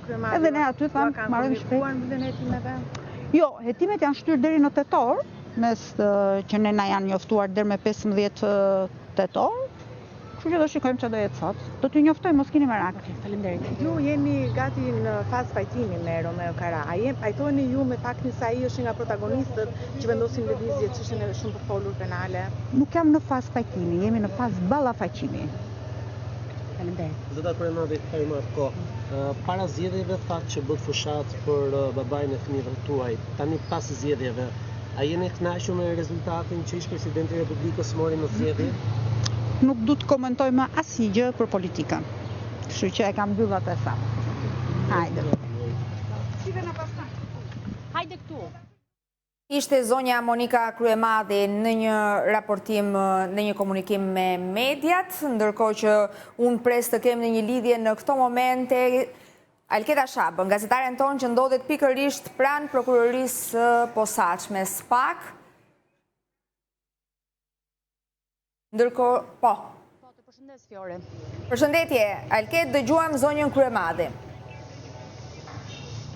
Po në fakt, zonja Kryemadhi mbaroi vetëm rreth 30 minuta më parë seancën që kishte në gjykatën e posaçme antikorrupsion me avokatin Romeo Karaku. Ky fundit e ka paditur zonjën Kryemadhi për shpifje dhe fyerje në gjykatën e posaçme lidhur me një deklarim që kjo e fundit ka bërë një studio televizive, çka ka sjellë zonjën Kryemadhi ditën e sotme në seancën e gjykatës. Ditën e sotme, siç thata ajo vetë në një prononcim për media pak më parë, ishte seanca e ballafaqimit mes saj dhe zotit Kara dhe nuk ndodhi asgjë tjetër përveç kësaj, pra ishte një seancë po themi pajtimi, ndërkohë që ajo u pyet edhe lidhur me thirrjen e saj në orën 12:30 minuta në ambientet e prokurorisë posaçme antikorrupsion. Ndonëse nga informacionet që ne kemi, na bëhet me dije se zonja Kryemadhi do t'i komunikohen akuzat ditën e sotme nga 3 prokurorët e çështjes, nga Altin Dumani, Arben Kraja dhe zoti Llapi, të cilët hetuan çështjen e Çes Dias të lobimit në Shtetet e Bashkuara të Amerikës të ish LSI-s, por edhe të hetimit pasuror që u krye ndaj çiftit me ta Kryemadhi dhe të familjes së tyre. Në fakt zonja Kryemadhi nuk e konfirmoi diçka të tillë, por ajo tha, konfirmoi që ishte thirrur në SPAK, por nuk konfirmoi faktin që ditën e sotme do t'i komunikoheshin akuzat nga ana e strukturës së posaçme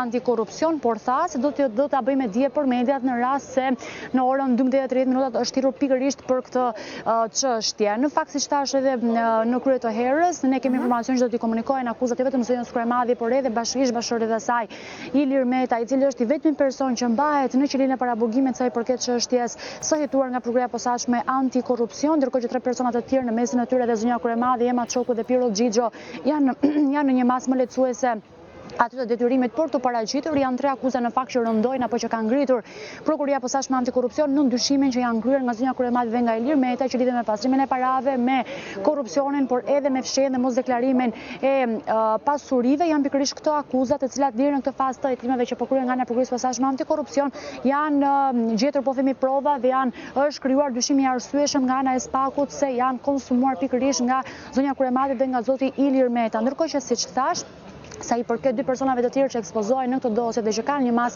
sigurie nga ana e prokurorisë posaçme antikorrupsion, Piro Xhixho dhe Ema Çoku akuzojnë për pastrim parash kryer në formën e bashkëpunimit, por ditën e sotme nga informacionet që kemi janë thirrur vetëm 2 persona, vetëm zonja Kryemadhi në 12:30 minuta dhe Ilir Meta në orën 14, ku do të shoqërohet nga ambientet e JVP 313 që ndodhet ngjitur pothuajse me prokurorinë posaçme antikorrupsion, do të shoqërohet në praninë e avokatit të tij mbrojtës në SPAK për t'u komunikuar dhe atij atë akuzat nga ana e SPAK-ut dhe më pas do të kemi një mbyllje të hetimeve të dosjes Çes Dias dhe të 2 çështjeve të tjera nga ana e prokurorisë posaçme dhe më pas mund të kemi një kërkesë për dërgimin e kësaj çështje në gjykatën e posaçme antikorrupsion, ku do të bëhet përballja e parë apo ballafaqimi i parë po themi i këtyre 4 personave të akuzuar me prokurorët e SPAK-ut, por edhe me trupin gjykues në gjykatën e posaçme antikorrupsion. Është një hetim i cili është kryer prej disa vitesh në prokurorinë e posaçme dhe ndonë se zoti Meta prej disa muajsh tashmë ndodhet në qelinë e paraburgimit, siç duket i ka marrë ende kohë po themi që prej momentit të arrestimit ende kohë SPAK-ut për të përfunduar apo për të kopsitur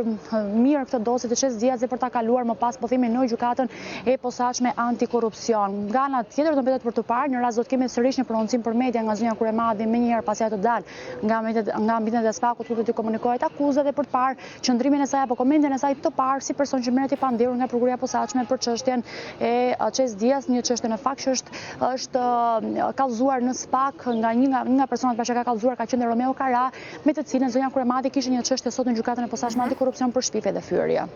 Do falenderoj Alket për këto sqarime, ndërkohë që është paraqitur në SPAK sot edhe Aulon Kalaja, kandidati për deputet në listën e hapur të Partisë Demokratike. E kam Alketën? Alket, më dëgjon? Po. Aulon Kalaja, kandidati i listës së hapur për Partinë Demokratike, është paraqitur sot në SPAK.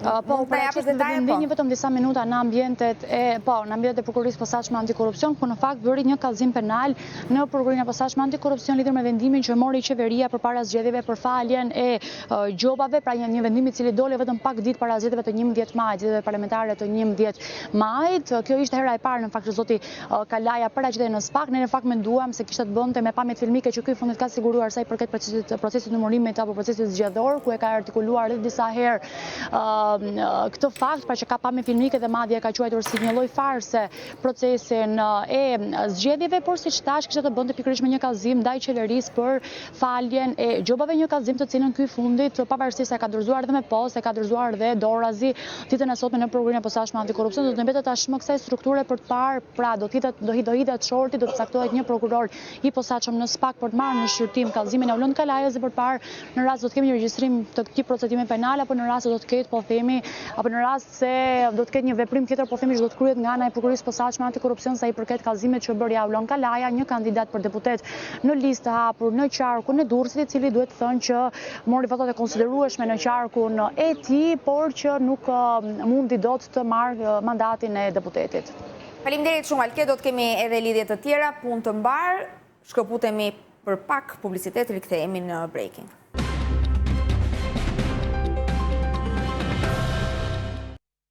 Do të shkojmë në këto momente në Greqi, atje na pret kolegu Edmond Guri. Edmond, përshëndetje. Përshëndetje nga Athina. Do të diskutojmë rreth një ngjarje të rëndë që ka tronditur jo vetëm Athinën, por gjithë Greqinë, madje edhe mediat ndërkombëtare i kanë bërë on këtij lajmi, është rrëmbyer dhe torturuar për 5 orë rresht djali një biznesmeni të njohur në Athinë, madje media ka pasqyruar edhe pamjet kur djali i ka arritur të shpëtojë nga rrëmbyesit e tij. Është një histori që vërtet ishte befasuese, jo e panjohur për autoritetet greke, por ishte befasuese dhe shokuese për opinionin, sepse ka vite që nuk ka ndodhur një rast analog në Greqi, që nga momenti kur disa prej personave më të egër të botës krim në Greqi që përkisin Greek Mafias, ishin angazhuar në të themi aktivitetet tilla të arsiqme me pengmarrje, ndodhi këtë ditë, ndodhi me disa figura dhe një person i cili shumë i njohur tek muzika në Greqi, pra një repist. Ajo që është një pyetje e madhe është fakti që viktima dhe autorët e rrëmbimit, grabitësi, njiheshin me njëri tjetrin dhe kjo ka qenë një nga arsyet e një pistë që pritet të zbulohet nga autoritetet, por gjithsesi çdo gjë nisi para pak ditësh kur në bisedë sipër dy palët erdhën në përplasje me njëra tjetrën, më pas kanë një takim për të sqaruar, nga ai moment e kanë marrë me forcë 25 vjeçarin, e kanë dërguar atë në një zonë të shkret, aty kanë filluar kërcënimet dhe dhunat ndaj tij, ku e ka ditur mjetet forta si me kaçavit, me thik, duke e plagosur lehtë fatmirësisht. Njëkohësisht kanë telefonuar atjet e tij dhe kanë kërcënuar duke kërkuar rreth 50.000 euro për pagim, pra si gjobvënie. Janë kërkuar si fillimisht 25.000 euro para pagim dhe më pas pjesa tjetër. Ndërkohë që u ra dakord për këtë pjesë, viktima, pra personi i marr peng ka njoftuar të afërmët e tij, kanë mbledhur shumën, kanë lënë një vend takimi dhe gjatë rrugës për shkuar në vend takim, të afërmët e tij kanë njoftuar policinë dhe fatmirësisht në momentin sipër një pagoditësi nga pengmarrësit, ai ka mundur të shkëputet të iki nga autometi dhe të njoftoj policinë. Nga ai moment ka filluar kalvari i arrestimit të personave, identifikimit të tyre dhe është bërë mundi ndalimi. Ajo që ka bërë të jetë një pikpyetje e madhe është fakti si ka mundësi një person i botës së artës që është Ivan Greko të përfshihet një grabitje të tillë.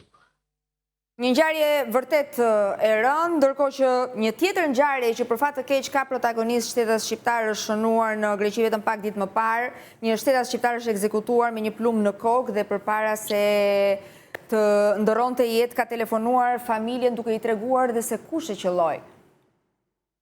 Edhe kjo një rast tjetër që në çdo rast fatkeqësisht përfundoi me një viktim, ishin dy grupe, ne mund ta themi kështu në thonjsa, dy palë kishin disa pa dakursim me njëri tjetrin, ndërkohë që kishin ardhur në një përplasje telefonike, kishin lënë takim për të sqaruar, autori bashkë me dy të tjerë shkuan në vendngjarje e gjetën personin, ndërkohë kishin makinë po sqaroheshin, në një moment situata ka agrivuar dhe autori ka nxjerrur armën dhe ka qelluar në fytyrë. Më pas, duke menduar se personi ka ndruar gjet, pra e ka prarë, e ka praktikuar atë në një armë. Fatmirësisht ai ka qenë momentin e fundit të ndrimit të jetës, ka telefonuar bashkëshortet i cili i ka dëshmuar se kush ishte autori i vrasjes. Autori, sipas autoriteteve dhe ekzaminimit që u bën, ka qenë në ndikimin e lëndëve narkotike. Rastësisht është bërë zbulimi i vendosjes së tij, pasi zonja e shtëpisë që kishte lënë shtëpinë në Qirat, shkonte shpesh herë në shtëpinë e tij dhe e kontaktonte, ishte 2 ditë se kishte kontaktuar, shkoi tek në shtëpi dhe e shqetësuar nga fakti që ndoshta i ka psuar diçka në familje, ka njoftuar policinë dhe në një kontroll arsyesor bë mundur ndalimin e tij. Ndërkohë që vati policia, ai mendoi që ishte për shkak të vrasjes që bërë një natë më parë, gjithsesi në atë moment të bërë ndalimin e tij dhe ai ishte dorëzuar në polici, ku ka dhënë edhe armën dhe në makinë gjatë kontrollit janë gjetur gjurmët e gjakut që lidhen me viktimën i cili ndroi jetën në spital. Dhe do doja të diskutonim pak edhe rreth situatës së sigurisë në Greqi, ndërkohë që ka marrë shumë kritika, le të themi aleanca që Greqia po bën kohët e fundit me Izraelin. Ndryshimet geopolitike dhe ndryshimit de facto i rendit botëror. Por, për ta përfunduar, aleanca është e fortë, por nga ana tjetër, ai që është masakruar, le të themi, nga një pjesë e mirë e opinionit publik ka qenë pikërisht kryeministri Mitsotakis, i cili i ka bërë thirrje Netanyahu që të ndalë sulmet në Gaza dhe të lejojë ndihmat humanitare atje. Pra kemi 2 anë të medaljes.